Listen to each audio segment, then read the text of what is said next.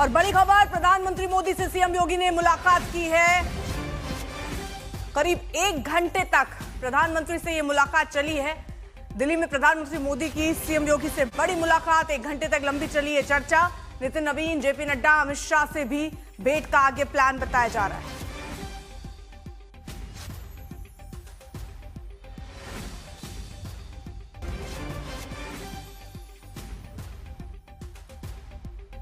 करीब 1 घंटे तक ये मुलाकात चली है। बताया जा रहा है कि मकर संक्रांति में कैबिनेट विस्तार होगा या कुछ बदलाव होंगे, उसके मद्देनजर महत्वपूर्ण मानी जा रही है सीएम योगी की मुलाकात। करीब 1 घंटे तक के मुलाकात का सिलसिला चला है। आगे नितिन नवीन, जेपी नड्डा, अमित शाह से भी भेंट का प्लान नजर आ रहा है, क्योंकि पहले जानकारी थी कि नितिन नवीन से मुलाकात होगी, उसके बाद जेपी नड्डा से और अमित शाह से मुलाकात का प्लान था, लेकिन प्रधानमंत्री नरेंद्र मोदी से सीएम योगी की यह मुलाकात रही।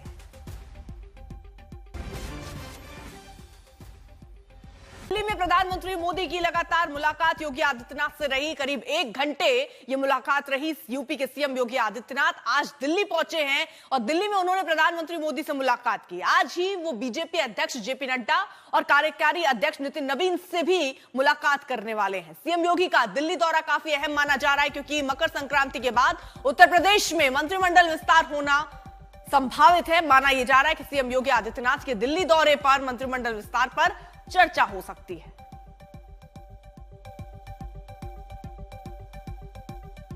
तो बीजेपी अध्यक्ष जेपी नड्डा से भी मिलेंगे योगी आदित्यनाथ। थोड़ी देर में उनके साथ भी मुलाकात है। कार्यकारी अध्यक्ष नितिन नवीन से भी उनकी मुलाकात होनी है, लेकिन इससे पहले प्रधानमंत्री नरेंद्र मोदी से करीब 1 घंटे तक ये मुलाकात और बातचीत चली है। हिमांशु हमारे साथ, हमारे सहयोगी इस वक्त और जानकारी के साथ जुड़ चुके हैं। हिमांशु, प्रधानमंत्री के साथ ये मुलाकात पहले से ही तय थी, क्योंकि खबरें तो थी नितिन नवीन, जेपी नड्डा और अमित शाह से हो सकती है मुलाकात? देखिए, बिल्कुल प्रधानमंत्री जब यूपी के मुख्यमंत्री योगी आदित्यनाथ दिल्ली आए तो उससे पहले ही अपॉइंटमेंट जो है वो हो चुकी थी और पहले उनको प्रधानमंत्री नरेंद्र मोदी से मुलाकात करनी थी। उसके बाद जो है कार्यकारी अध्यक्ष नितिन नवीन से और उनके साथ साथ जो है बीजेपी के जो राष्ट्रीय अध्यक्ष हैं जेपी नड्डा, उनसे मुलाकात कर रही है। और ये भी सूचना आ रही है कि देर शाम जो है योगी आदित्यनाथ वो गृह मंत्री अमित शाह से मुलाकात कर सकते हैं। उनका यूपी का मुख्यमंत्री का ये जो दौरा है ये बहुत महत्वपूर्ण है, क्योंकि अभी वहाँ नए प्रदेश अध्यक्ष जो है पंकज चौधरी, वो उन्होंने पदभार संभाला है और उनको अपनी नई टीम बनानी है, यानी संगठन को दोबारा से जो है संगठनात्मक टीम को बनाना है। उसके साथ साथ ये भी माना जा रहा है कि 14 जनवरी मकर संक्रांति के बाद जो है वो वहाँ कैबिनेट का विस्तार हो सकता है, फेरबदल हो सकता है। तो उसमें किन मंत्रियों को जो है संगठन में जिम्मेदारी दी जा सकती है और कौन से नए चेहरे जो है योगी सरकार के अंदर मंत्रिमंडल में शामिल हो सकते हैं, इन सभी चीजों को लेकर जो है वो चर्चाएं चल रही हैं। और इसीलिए सबसे पहले उन्होंने प्रधानमंत्री नरेंद्र मोदी से जो है 1 घंटे की मुलाकात की और न सिर्फ संगठन और सरकार में फेरबदल और बल्कि उत्तर प्रदेश में जो इस वक्त के राजनीतिक हालात हैं और किन बड़े मुद्दों को लेकर सरकार जो है आगे बढ़ रही है, क्योंकि 2027 में फरवरी में जो है वो विधानसभा के चुनाव है, तो उसके लिए क्या तैयारियां जो है सरकार की तरफ से और संगठन की तरफ से, उन सबको लेकर चर्चा की गई। ठीक है, शुक्रिया हिमांशु तमाम जानकारी के लिए। उधर सुप्रीम कोर्ट ने दिल्ली दंगों के आरोपी उमर खालिद और शर्जील इमाम को जमानत देने से इनकार कर दिया। हालांकि शीर्ष अदालत ने 5 अन्य आरोपियों को 12 शर्तों के साथ जमानत दी है। सुप्रीम कोर्ट ने कहा कि उमर और शर्जील 1 साल तक मामले में जमानत याचिका दाखिल नहीं कर सकते। सुप्रीम कोर्ट ने कहा कि दिल्ली दंगों के मामले में शर्जील इमाम और उमर खालिद की भूमिका अलग और प्रमुख है और इसी के चलते सुप्रीम कोर्ट ने दोनों आरोपियों को जमानत नहीं दी है। बाकी के जो 5 आरोपी थे उनको जमानत मिल गई है, लेकिन शर्त जमानत मिली है। 12 ऐसी शर्तें सामने रखी गई और उन्हीं के बाद इन्हें जमानत दी गई है।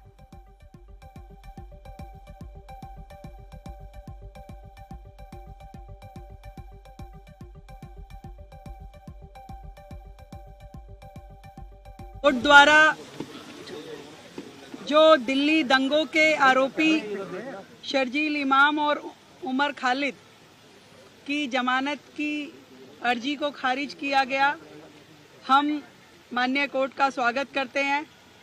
और ऐसे लोग जिन्होंने दिल्ली को दंगों की आग में धकेला, उन्हें कड़ी से कड़ी सजा मिलनी चाहिए।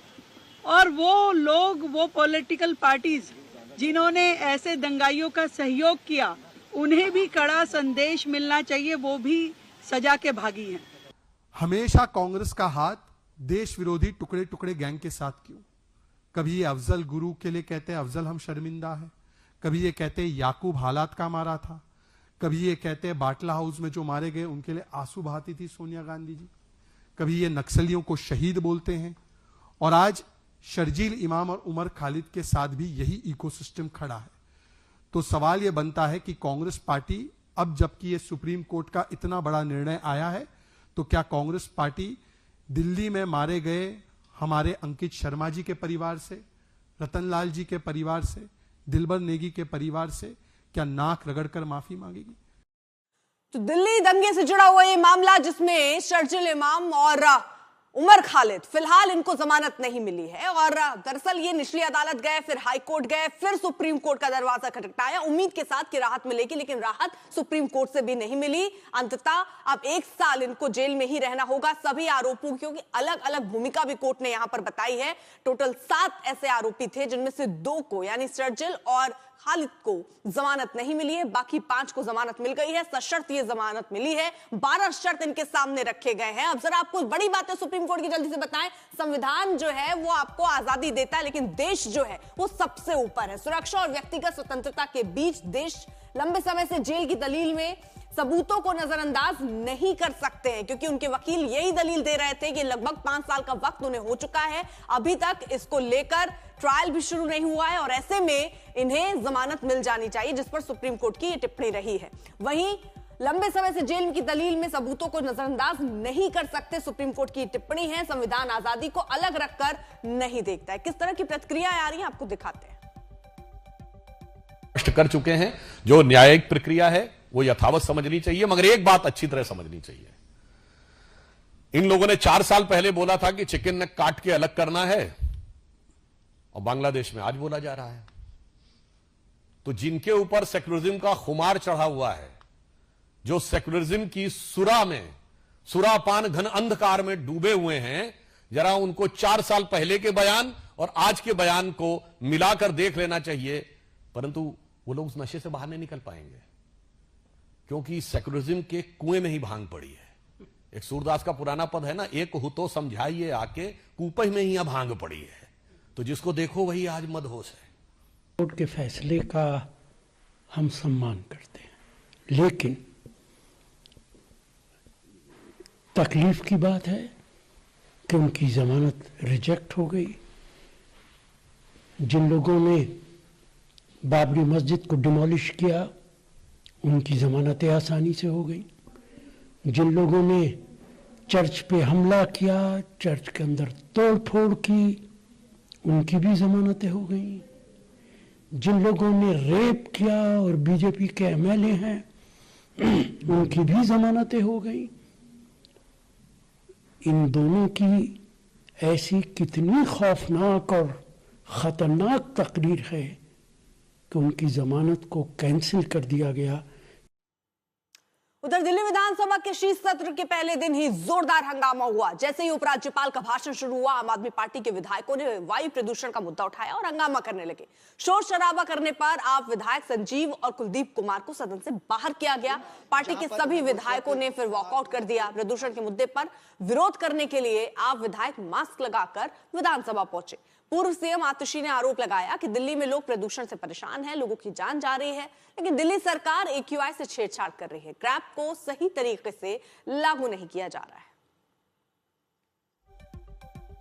तो आम आदमी पार्टी का विरोध प्रदर्शन, सदन में भी जबरदस्त हंगामा देखने को मिला। प्रदूषण पर रण बढ़ता जा रहा है। आम आदमी पार्टी सीधे तौर पर यह आरोप लगा रही है कि सरकार प्रदूषण को रोकने में नाकाफी।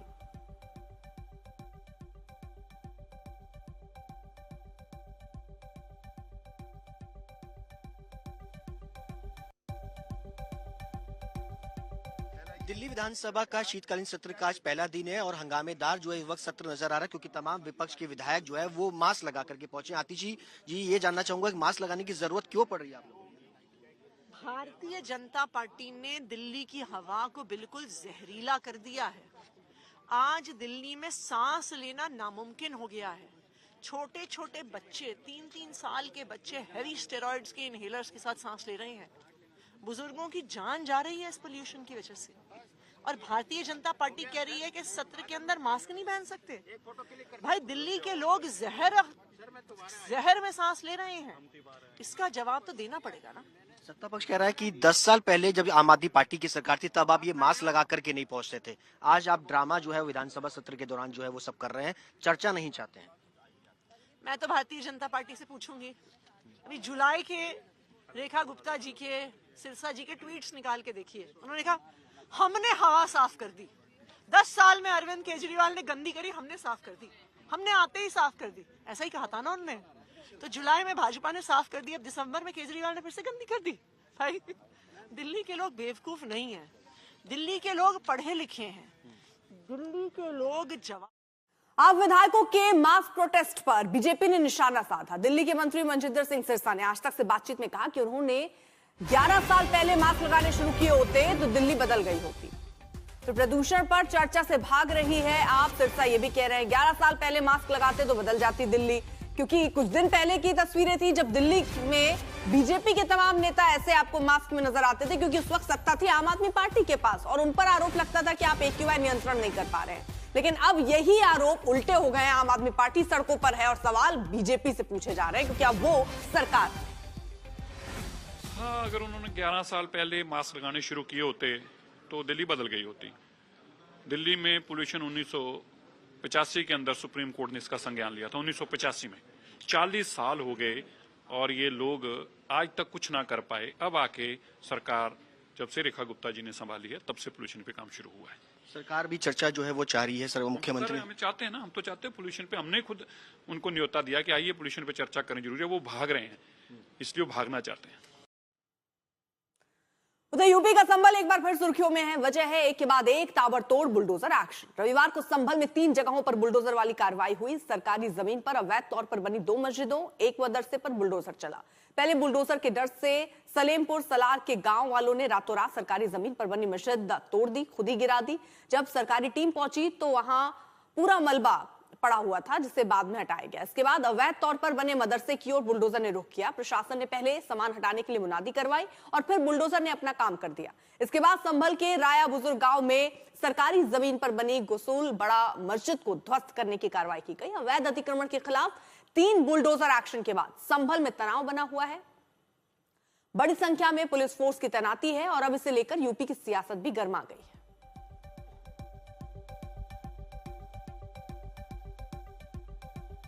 तो सरकारी जमीन पर कब्जे के खिलाफ यूपी की योगी सरकार जीरो टॉलरेंस की नीति पर काम कर रही है और इसी पॉलिसी के तहत संभल में 3 जगहों पर बुलडोजर वाली कार्रवाई हुई। लेकिन संभल में एक दिन में हुए एक्शन पर अब सियासी टेंशन भी शुरू हो गई है। संभल के बहाने विपक्षी पार्टियां सरकार पर हमलावर हैं।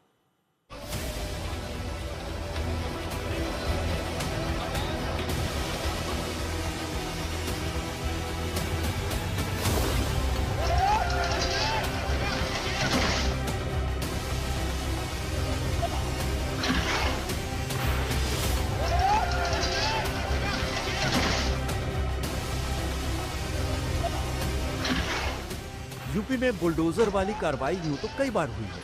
कभी अवैध अतिक्रमण पर बुलडोजर चला, कभी अपराधियों के ठिकानों को बुलडोजर से ढहा दिया गया। लेकिन एक दिन पहले यूपी के संभल में जैसा एक्शन हुआ वो ना तो पहले कहीं देखा गया और ना ही सुना गया। एक ही दिन में 3 जगहों पर बुलडोजर चला।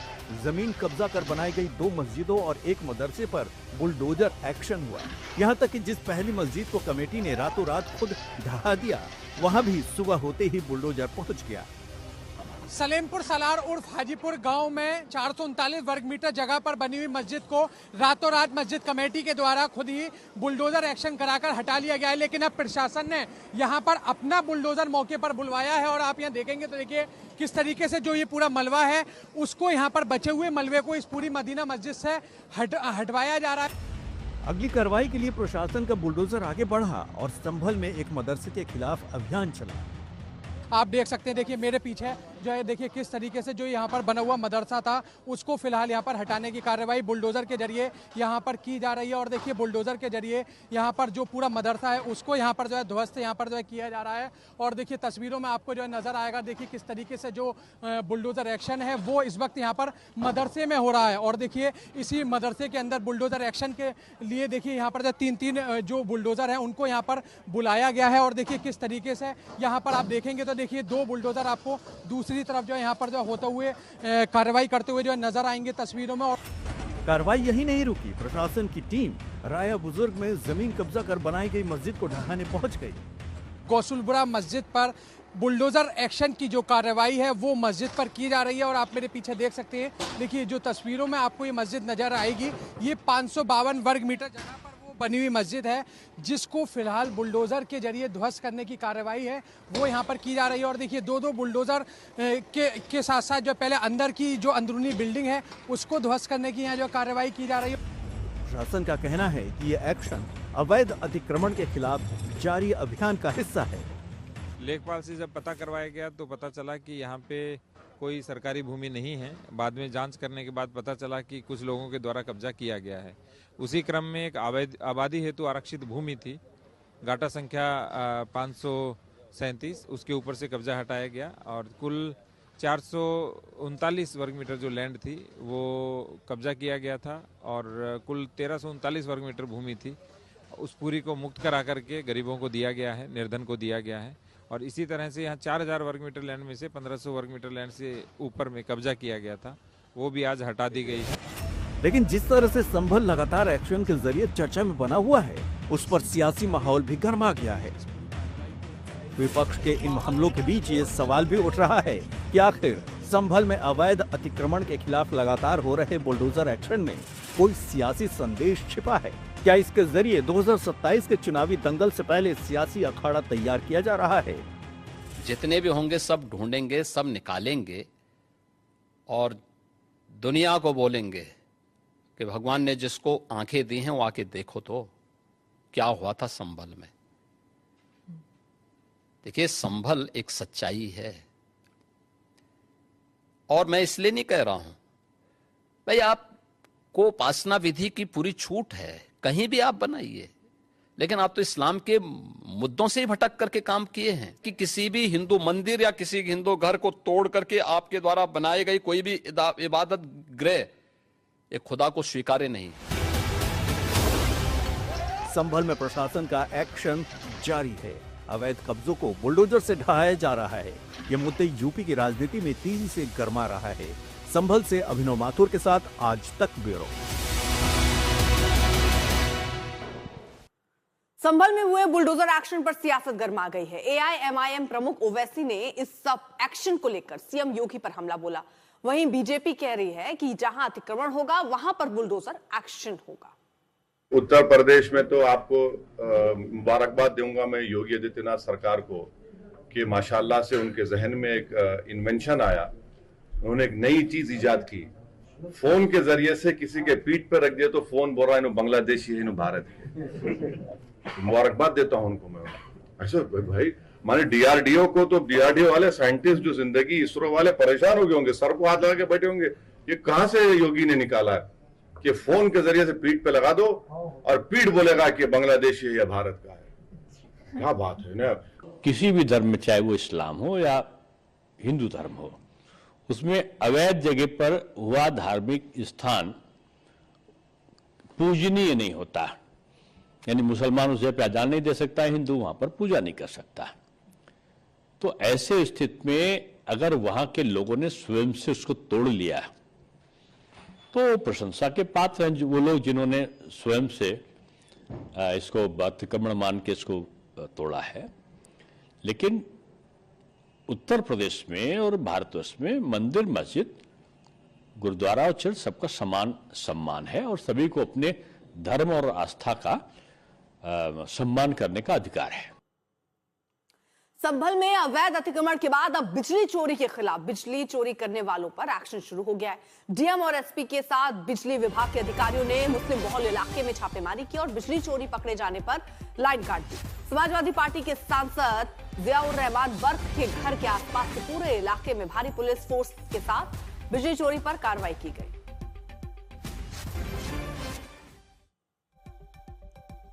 प्रशासन का छापा पड़ा, कई घरों में कार्रवाई की गई। ये भी जानकारी मिली ई रिक्शे, दरअसल ये अवैध तरीके से वहां पर चार्जिंग स्टेशन बनाया हुआ है। ई रिक्शा वहां पर चार्ज करते थे, ड्रोन से वहां इलाके में निगरानी भी रखी गई और फिर उसके बाद एक्शन भी हुआ।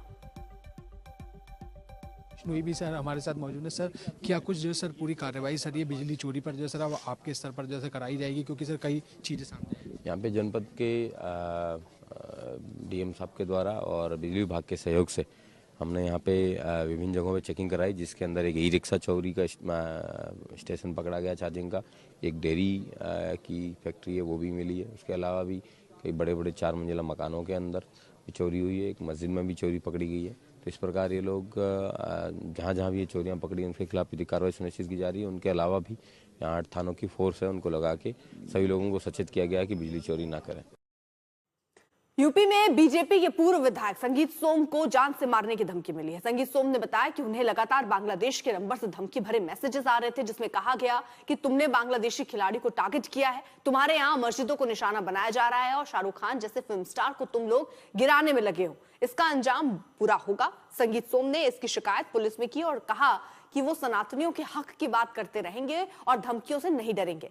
आपको बता दें, बांग्लादेश के क्रिकेटर मुस्तफिजुर रहमान को कोलकाता नाइट राइडर्स टीम में खरीदने पर आपत्ति जताते हुए संगीत सोम ने केकेआर के मालिक शाहरुख खान को गद्दार कहा था। हालांकि मुस्तफिजुर को लेकर देश में बढ़ते विरोध के बाद बीसीसीआई के निर्देश पर आईपीएल से बांग्लादेशी खिलाड़ी को बाहर कर दिया गया। आपको सुनाते हैं कि आखिर आईपीएल में बांग्लादेशी खिलाड़ी का विरोध करते हुए संगीत सोम ने क्या कहा था। शाहरुख खान जैसे गद्दार आज वहां के रहमान जैसे क्रिकेटरों को 9.5 करोड़ में खरीदने का काम कर रहे हैं। मैं बताना चाहता हूं कि पाकिस्तान खेलने नहीं आ सकता तो बांग्लादेश का खिलाड़ी भारत में कैसे खेलने आ सकता है, मैं पूछना चाहता हूं। कैसे आ सकता है वो रहमान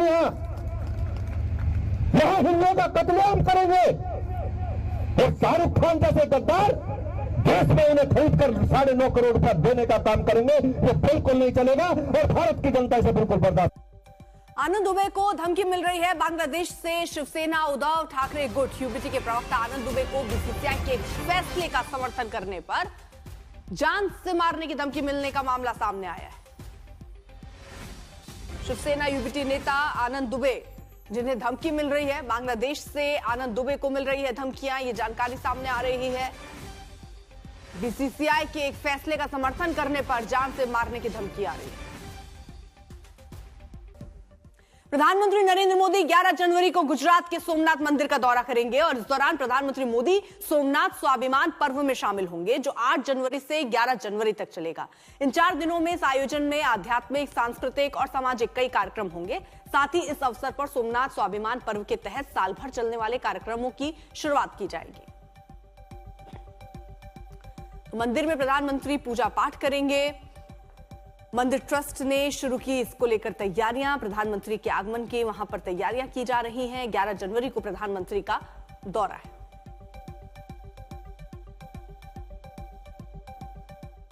तो प्रधानमंत्री नरेंद्र मोदी दरअसल स्वाभिमान जो ये पर्व है इसमें शामिल होने के लिए सोमनाथ जाएंगे। 1 साल तक ये दरअसल कार्यक्रम चलने वाला है। सांस्कृतिक विरासत को मजबूत करना दरअसल ये मकसद है। आज प्रधानमंत्री नरेंद्र मोदी का एक लंबा चौड़ा लेख भी इसको लेकर आया। धार्मिक और सांस्कृतिक आयोजन इस बीच होंगे जब ये स्वाभिमान पर्व मनाया जाएगा। 1 साल तक ये कार्यक्रम जो है अलग अलग जगहों पर चलेंगे। आज इसको लेकर सुधांशु त्रिवेदी ने एक प्रेस कॉन्फ्रेंस भी किया और क्या कहा उसमें वो आपको सुनवाते हैं। सोमनाथ एक ऐसा लिंग है जिसे देखने मात्र से पापों का नाश होता है, पुण्यों की प्राप्ति होती है, मनोवांछित फल प्राप्त होते हैं और स्वर्ग का मार्ग प्रशस्त होता है। यह सिर्फ एक आस्था का विषय नहीं है, इसका महत्व भारत के लिए क्या था और आज ही इसको याद करने की आवश्यकता क्यों है, इसके लिए मैं ध्यान दिलाना चाहूंगा कि जब सोमनाथ की पुनर्स्थापना हो रही थी तो 11 मई 1951 को भारत के प्रथम राष्ट्रपति डॉक्टर राजेंद्र प्रसाद जी ने कहा था at the inaugural ceremony of Somnath, it is my view that the reconstruction of Somnath temple will be completed on the day when not only the magnificent edifice will arise on the foundation, but the mansion of India's prosperity will be really that prosperity of which ancient temple Somnath was a symbol. अर्थात उन्होंने कहा कि सोमनाथ की पूर्ण प्रतिष्ठा उस दिन नहीं होगी जिस दिन उस दिन नहीं होगी जिस दिन भव्य रूप में वह मूर्ति और मंदिर प्रतिष्ठापित होगा, बल्कि उस दिन पूर्ण मानी जाएगी जिस दिन भारत की समृद्धि का शिखर भी उसी प्रकार उठता हुआ दिखाई पड़ेगा जिस समृद्धि से आकर्षित होकर यह क्रूर बर्बर आतंकी